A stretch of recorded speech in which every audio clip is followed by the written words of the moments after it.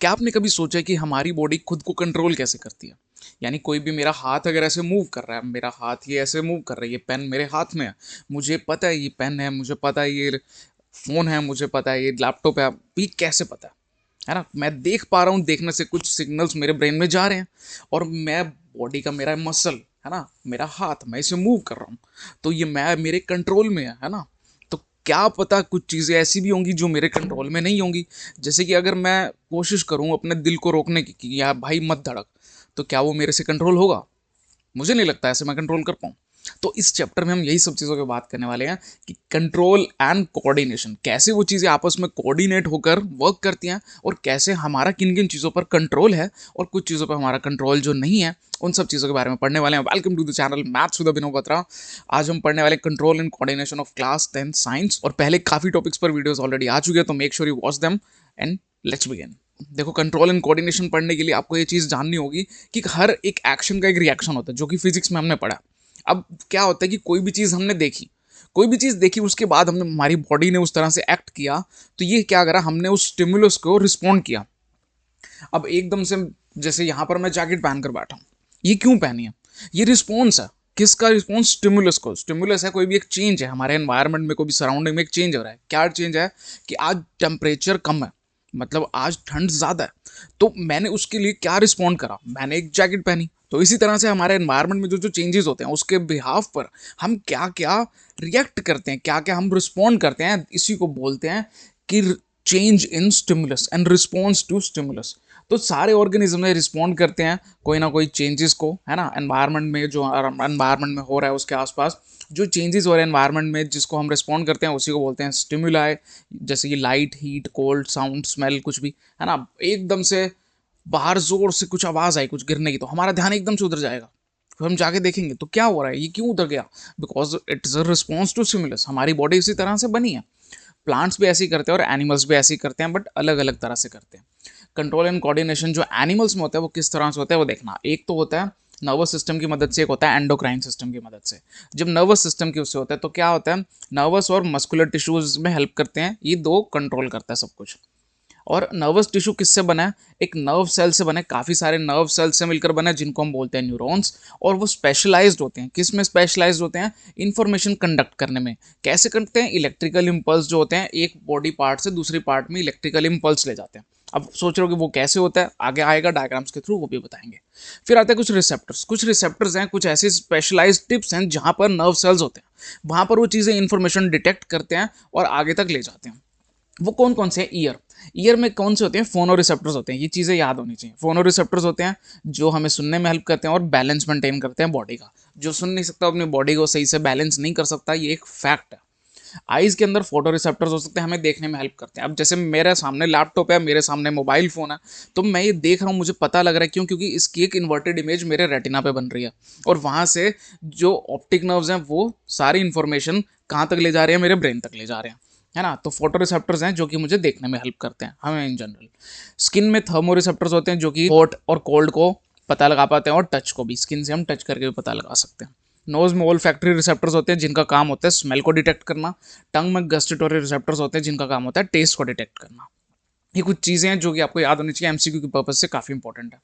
अब कुछ पार्ट्स हैं न्यूरॉन के। न्यूरॉन का भी एक डायग्राम आएगा आगे, ठीक है। ये एक न्यूरॉन का डायग्राम है।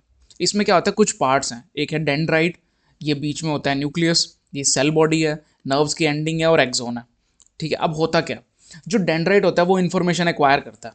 कहीं से भी इन्फॉर्मेशन आ रही है वो डेंड्राइट्स में आएगी। डेंड्राइट्स यानी जो भी ऐसे ये सारे बने हुए हैं, ठीक है, यहाँ पर इन्फॉर्मेशन आएगी। अब सेल बॉडी क्या करेगी, उस इन्फॉर्मेशन को आगे ले जाएगी इलेक्ट्रिकल इम्पल्स की तरह। इस सेल बॉडी, इस पूरी बॉडी जितने भी ये है, ये यहाँ से इसके थ्रू आगे ले जाएगी नर्व्स एंडिंग्स तक, ठीक है, यहाँ तक लेकर जाएगी।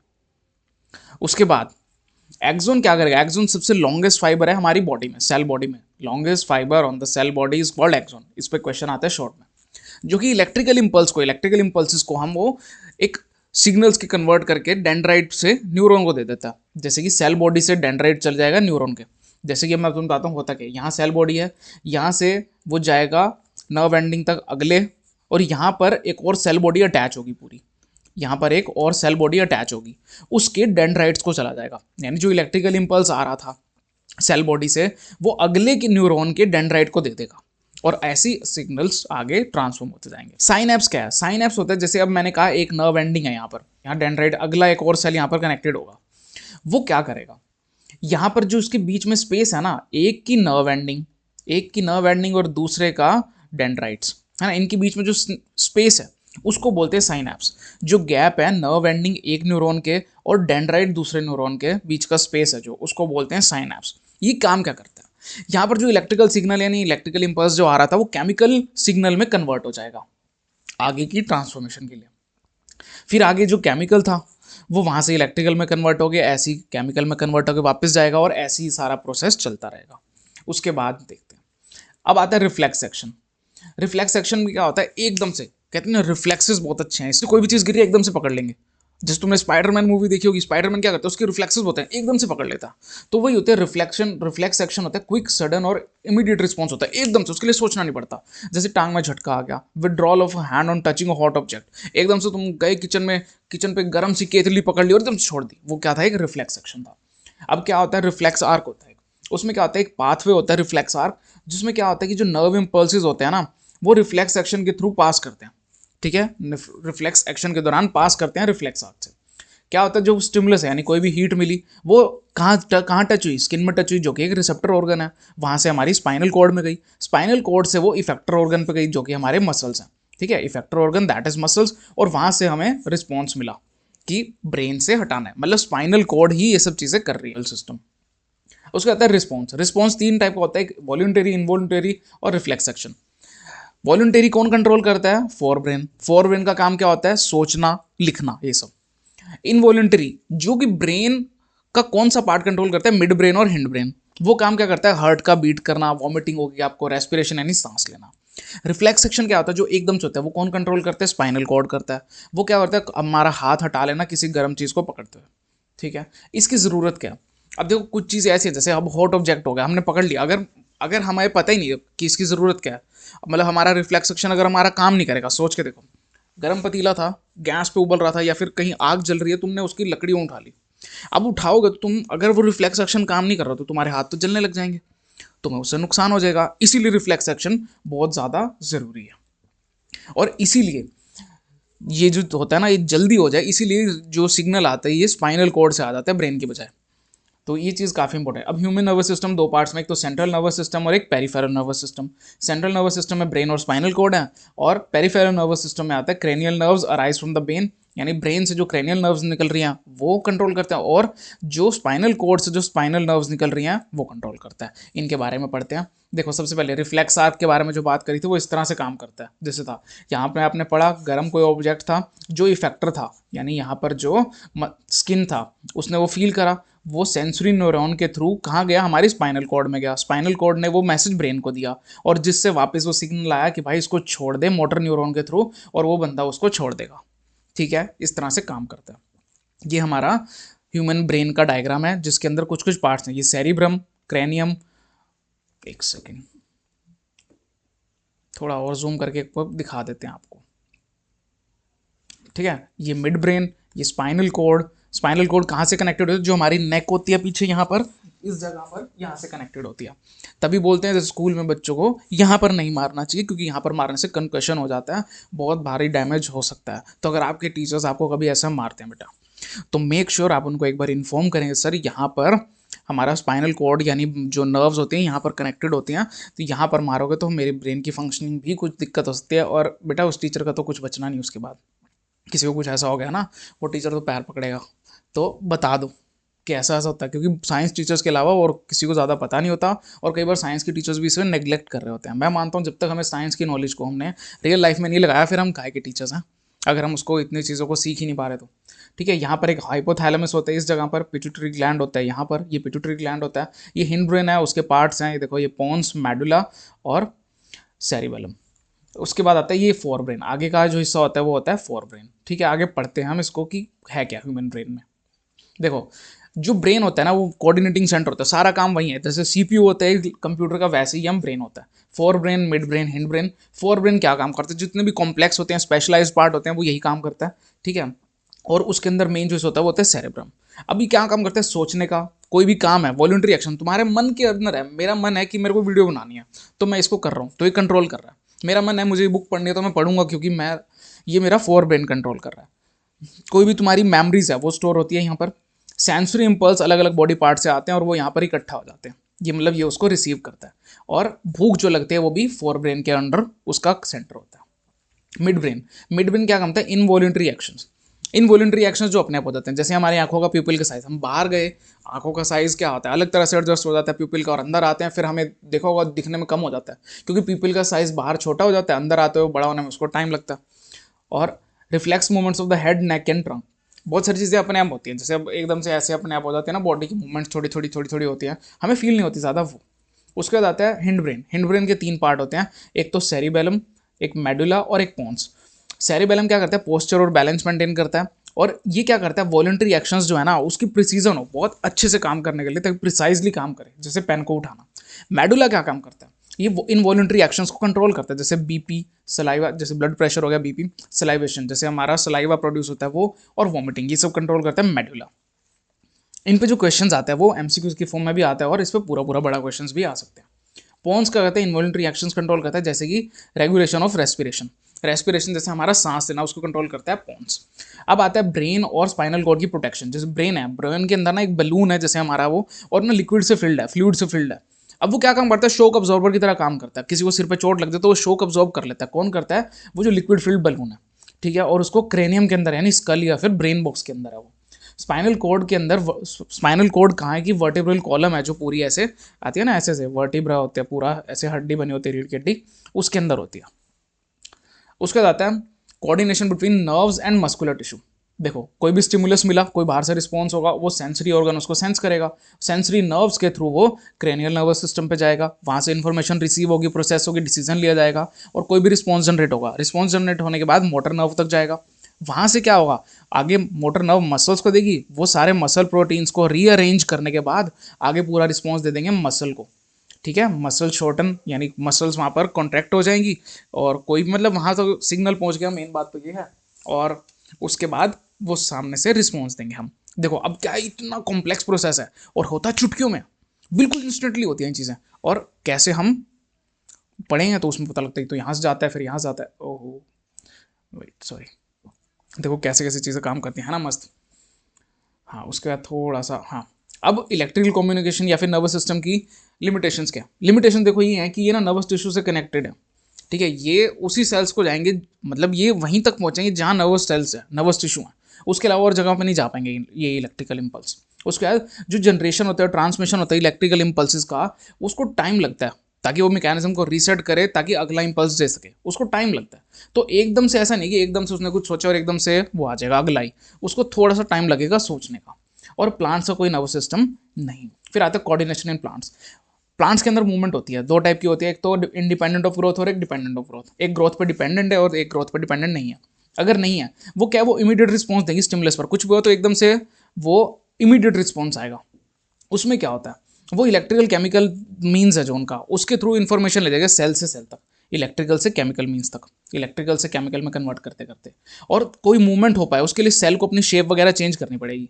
और कैसे चेंज होगी, जितना वाटर है उसको एडजस्ट करना होगा, जिससे क्या होगा, पानी स्टोमेटा के बाहर आएगा या उसके अंदर जाएगा, रिजल्टिंग इन स्वेलिंग और श्रिंकिंग ऑफ द सेल्स। जैसे कि drooping of leaves of touch me not plant on touching it. जैसे टच मी नॉट प्लांट का क्या होता है, अगर ये पूरी लीव है, ठीक है, वो क्या करेंगे, जैसे मैं तुम्हें ड्रॉ करके दिखाता हूँ थोड़ा सा। उसकी लीव्स होती हैं ना, वो थोड़ा ना ऐसे ऐसे ऐसे ऐसे होती हैं, एक ये बीच में लाइन है, यहाँ पर ऐसे ऐसे ऐसे ऐसे उसकी लीव्स होती हैं। जैसे अगर हम एक को टच कर देंगे ना, एक को भी टच कर दिया, यहाँ पर टच कर दिया, वो ना ऐसे ना फोल्ड हो जाएंगी, वो बिल्कुल फोल्ड हो जाएंगी, लीव्स बिल्कुल ऐसे बेंड होकर ना फोल्ड हो जाएंगी। ड्रूपिंग ऑफ लीव्स इसी को कहते हैं। फिर आता है डिपेंडेंट ऑन ग्रोथ। अब कुछ ऐसे जो ग्रोथ पे डिपेंडेंट होते हैं, ये मूवमेंट्स को ट्रॉपिक मूवमेंट्स कहते हैं। डायरेक्शनल मूवमेंट्स होती हैं स्टिमुलस के रिस्पॉन्स, मतलब उसके डायरेक्शन के थ्रू मूवमेंट होती हैं इसकी। जैसे ये आते हैं टेंड्रिल्स, टेंड्रिल्स पार्ट आता है, देखो आगे डायग्राम भी शायद आएगा। टेंड्रिल्स काम क्या करती हैं, जो टेंड्रिल पार्ट है जो ऑब्जेक्ट से दूर है, वो बहुत ज़्यादा ग्रोथ होती है, बहुत जल्दी ग्रोथ होती है रैदर देन वो पार्ट जो ऑब्जेक्ट के पास है, जिससे क्या होता है, सर्कुलेटिंग होता है टेंड्रिल में अराउंड द ऑब्जेक्ट। फिर आता है फोटोट्रोपिज्म। फोटोट्रोपिज्म में क्या होता है कि जो प्लांट है, लीव्स हैं, उनकी मूवमेंट हो जाती है लाइट की तरफ। जियोट्रोपिज्म में वो ग्रेविटी के टुवर्ड्स या ग्रेविटी के अवे मूव करते हैं। अभी चीज़ें हमें ऐसे देखने को नहीं मिलती, बट ऐसी वो चीज़ें काम करती हैं। फिर आता है केमोट्रोपिज्म, यानी पोलन ट्यूब ओव्यूल की टुवर्ड्स, ओव्यूल की तरफ, उसकी तरफ जाकर उसकी ज़्यादा ग्रोथ होती है। हाइड्रोट्रोपिज्म होता है मूवमेंट टुवर्ड्स वाटर। आता है प्लांट हार्मोन्स। इस पे क्वेश्चंस डेफिनेटली आता है, याद रखना। ऐसे हार्मोन्स, ऐसे केमिकल कंपाउंड जो उसकी ग्रोथ, डेवलपमेंट और रिस्पॉन्सेज में काम करते हैं, उसको हेल्प करते हैं। जैसे कि सबसे कहता है ऑक्सिन। ऑक्सिन क्या काम करता है, ये कहाँ सिंथेसाइज होता है, शूट की टिप पर, बिल्कुल टॉप पर होता है, और सेल को लंबा ग्रोथ करने में हेल्प करता है, और फोटोट्रोपिज्म में इन्वॉल्व होता है। गिबरलिन, जिबरलिन, जो भी आप बोलना चाहो, ठीक है, ये क्या करता है, स्टेम की ग्रोथ में हेल्प करता है। साइटोकिनिन्स होता है, सेल डिवीजन में हेल्प करता है, जल्दी जल्दी सेल्स डिवाइड होंगे तो जल्दी जल्दी एक ही ब्रांचिंग से और ब्रांचेस निकलेंगी। और जिसमें क्या होता है, present in greater concentration in fruits and seed. Fruit और सीड में ज़्यादा अमाउंट में प्रेजेंट होता है, ज़्यादा कॉन्सेंट्रेशन में प्रेजेंट होता है। एब्सिसिक एसिड, इसमें क्या ग्रोथ को रोकता है और विल्टिंग ऑफ लीव्स करता है, और स्ट्रेस हार्मोन है। स्ट्रेस हार्मोन है, विल्टिंग ऑफ लीव्स का मतलब है पत्तों को मोड़ना और झड़ना उसमें, और ग्रोथ को कम करता है। फिर एनिमल्स के अंदर कुछ हार्मोन्स आते हैं। हार्मोन्स वो होते हैं जो कोऑर्डिनेट में हेल्प करते हैं, किसी भी चीज़ को कोऑर्डिनेशन में, उनकी ग्रोथ में हेल्प करते हैं। एंडोक्राइन ग्लैंड्स आते हैं, वो कौन से हैं, जो कुछ ना कुछ सिक्रीट करते हैं हार्मोन ब्लड में, ठीक है। वो ग्लैंड्स सिक्रीट करेंगे, जो भी उनका प्रोडक्ट है, जो भी उनका हार्मोन निकल रहा है, ब्लड में मिक्स कर देंगे। उसके कौन कौन से हैं, थायरोक्सिन क्या करता है, वो एंडोक्राइन ग्लैंड है, जो उसका वो थायराइड है, थायराइड से निकलता है। कहाँ पर है, नेक या थ्रोट वाइल रीजन में, इस जगह। क्या करता है, मेटाबॉलिज्म देखता है कार्बोहाइड्रेट, फैट और प्रोटीन की, वो सही से डाइजेस्ट हो रहा है नहीं हो रहा, वो प्रॉपरली हो रहा है नहीं हो रहा। ग्रोथ हार्मोन है, ग्रोथ हार्मोन कहाँ से निकलता है, पिट्यूटरी ग्लैंड से, यानी मास्टर ग्लैंड से। और ये कौन सा रीजन है इसका, मिड ब्रेन में है। और क्या करता है, ग्रोथ और डेवलपमेंट में देखता है। एड्रेनालाइन कहाँ होता है, एड्रेनल ग्लैंड में है, किडनी से जस्ट ऊपर होता है। ये हमारा heart rate, BP, carbohydrate metabolism, emergency के दौरान, तुम देखो एकदम से कोई गुस्सा चढ़ गया, एकदम से मार दूंगा तुझे, ये कर दूंगा, वो कर दूंगा, गुस्सा आ गया, एकदम से वो हो जाता है, हाइपर हो जाते हैं। उससे क्या होता है, वो बोलते कहते हैं एड्रेनलिन रश हो गया, एकदम से एड्रेनलिन बढ़ गया, मतलब बीपी बढ़ गया, सब कुछ हो गया, एकदम से ज़्यादा सीक्रेट हो जाता है वो। फिर आता है इंसुलिन। इंसुलिन कहाँ होता है, पैनक्रियाज, ज़्यादा स्क्रॉल हो गया, पैनक्रियाज में और स्टमक के जस्ट नीचे होता है। ये ब्लड शुगर लेवल को कंट्रोल करता है, डाइजेशन में भी हेल्प करता है। जिसमें हमने फूड इनटेक करा और पैनक्रियाज से इंसुलिन जो रिलीज हुआ, वो फूड को तोड़ेगा, और तोड़ने के बाद वो उसको ब्लड शुगर लेवल को कंट्रोल करेगा। अब कईयों को जिनको डायबिटीज शुगर वगैरह हो जाता है, ब्लड शुगर हो जाता है, डायबिटीज़ हो जाती है, इनका इंसुलिन प्रोड्यूस होना कम हो जाता है, तो इनको एक स्टेज ऐसी आती है कि बाद में इंजेक्शन वगैरह भी लेने पड़ते हैं। फिर टेस्टोस्टेरोन है मेल्स में, वो कहाँ से प्रोड्यूस होता है, टेस्टिस से, जेनिटल यानी लोअर अब्डोमेन एरिया में होता है, और ये प्यूबर्टी के अराउंड जो चेंजेस होते हैं उसमें होता है। फीमेल्स में एस्ट्रोजन होते हैं, जो ओवरीज में रिलीज होता है, सेम ये रहेगा। और जो रिलीजिंग हार्मोन है वो कहाँ से रिलीज होता है, हाइपोथैलेमस से होता है, जो मिड ब्रेन में है, और पिट्यूटरी ग्लैंड को स्टिमुलेट करता है ताकि वो रिलीज करे हार्मोन्स। ये उनके डायग्राम्स हैं, जो कि आप देख सकते हो कि कहाँ कहाँ क्या होता है। पाइनियल ग्लैंड ब्रेन के यहाँ इस जगह पर है, पिट्यूटरी ग्लैंड यहाँ है, हाइपोथैलेमस यहाँ है, पाइथो पैराथायरॉयड ग्लैंड या थाइमस ग्लैंड, पैराथायरॉयड ग्लैंड कहाँ है, थायरॉयड ग्लैंड ऊपर है, और थाइमस ग्लैंड यहाँ है चेस्ट के पास। सेम ऐसे वीमेंस में भी होता है ये। एड्रीनल ग्लैंड देखो इसमें कहाँ है, स्टमक के जस्ट यहाँ पर है ना, पैनक्रियाज यहाँ है, एड्रीनल ग्लैंड यहाँ है, टेस्टिस इसके यहाँ पर होते हैं जेनिटल एरिया में। सिमिलरली यहाँ पर ओवरी होती है, और यहाँ पर पैनक्रियाज और एड्रीनल ग्लैंड सेम, कुछ चीज़ें सेम है, बस सेक्सुअल ओरिएंटेशन डिफरेंट है। मेन जो चीज़ है वो यही है। उसके बाद है आयोडाइज सॉल्ट। कहते हैं जो आयोडाइज सॉल्ट है ना हमारे लिए ज़रूरी है। आयोडाइज सॉल्ट मतलब आयोडीन होना उसमें ज़रूरी है, क्योंकि आयोडीन क्या करता है, एक ना थायरोक्साइन जो हार्मोन है हमारे बॉडी का, थायरोक्साइन हार्मोन उसके लिए बहुत ज़्यादा एसेंशियल है। क्यों, क्योंकि ये जो थायरॉयड ग्लैंड से ओरिजिनेट होता है, थायरॉयड ग्लैंड से सीक्रेट होता है। तो थायरोक्साइन हार्मोन क्या करता है, मेटाबॉलिज्म देखता है हमारा, कार्बोहाइड्रेट, फैट और प्रोटीन का। और ये अगर हम आयोडाइज सॉल्ट लेते रहेंगे तो उससे थायरॉयड ग्लैंड बहुत अच्छे से फंक्शनिंग करने लगेगा। और अगर वो नहीं हो रहा तो उससे गोइटर हो जाएगा, जिससे तुम देखो कईयों का फोटोज में उनका नेक कितना इतना सूज जाता है, क्योंकि उनके अंदर आयोडीन की कमी हो जाती है। डायबिटीज़ वही है, ब्लड शुगर लेवल जिसका इंक्रीज कर जाता है। और ये क्यों होता है, क्योंकि इंसुलिन हार्मोन है वो सीक्रेट होना बंद हो जाता है, वो सही से नहीं होता तो ब्लड शुगर लेवल नहीं कर पाता। और ट्रीटमेंट के लिए इंजेक्शंस लेते हैं, मैं तुम्हें पहले बता चुका हूँ। अब आता है फीडबैक मैकेनिज्म। इसमें क्या होता है, जो एक्सेस या फिर डेफिशिएंसी होती है, तो बहुत ज़्यादा हार्मोन्स रिलीज होंगे या फिर कम होंगे, उसका हार्मफुल इफेक्ट होता है हमारी बॉडी पर। फीडबैक मैकेनिज्म क्या काम करता है, वो देखता है कि जो हार्मोन सीक्रेट हो रहे हैं वो बिल्कुल सही क्वांटिटी में हो रहे हैं, बिल्कुल सही समय पर हो रहे हैं। फीडबैक मैकेनिज्म कंट्रोल करता है शुगर ब्लड लेवल को, मतलब शुगर लेवल को ब्लड में किस तरह से, शुगर लेवल ब्लड में बढ़ा तो उसके क्या होगा, वो डिटेक्ट करेगा, पैनक्रियाज के सेल उसको डिटेक्ट करेंगे, फिर वो इंसुलिन को सिंथेसाइज करना शुरू करेंगे, मतलब वो रिलीज करना शुरू करेंगे। रिलीज करने से ब्लड शुगर लेवल कम होगा, और फिर वो इंसुलिन को और ज़्यादा रिलीज करना रोक देंगे, मतलब वहाँ पर वो स्टॉप हो जाएंगे। ये होता है किस तरह से काम करता है।